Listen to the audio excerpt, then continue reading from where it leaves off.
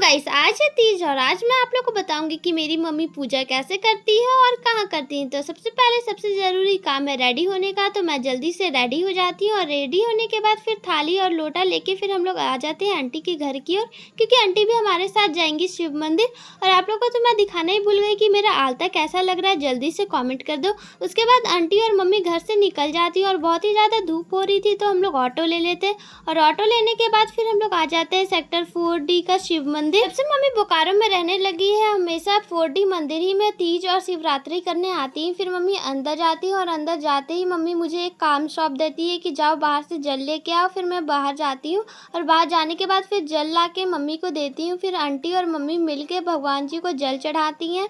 फिर जल चढ़ाने के बाद पूजा करती हैं और पूजा करने के बाद जितने भी अंदर भगवान थे सबको पूजा करती है मम्मी। उसके बाद बाहर निकल के सारी देवी माता का भी पूजा करती हैं। उसके बाद मम्मी आ जाती है हनुमान मंदिर पूजा करने। फिर यहाँ भी पूजा करने के बाद फिर मम्मी आ जाती है दूसरे मंदिर, वहाँ भी पूजा कर लेती हैं। और पूजा करने के बाद फिर यहाँ एक रिवाज है कि बांस का भी पूजा किया जाता है बाहर आकर, तो मम्मी पूजा करती हैं। उसके बाद मम्मी पीपल का पेड़ का भी पूजा करती हैं और मैं शिवलिंग में पानी चढ़ा देती हूँ। पानी चढ़ाने के बाद फिर मम्मी बैठ के कथा सुनने लगती हैं।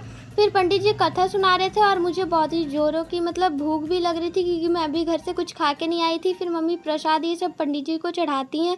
फिर चढ़ाने के बाद दिया ये सब भी जला देती हैं यहाँ पर।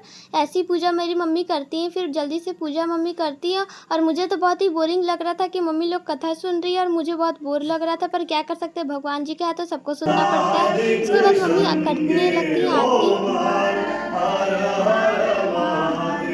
फिर आरती करने के बाद जितनी भी महिलाएं सब एक दूसरे को नाक से लेकर सर तक टीका लगाती हैं। फिर सिंदूर लगाने के बाद फिर मैं घंटी बजाने लगती हूँ।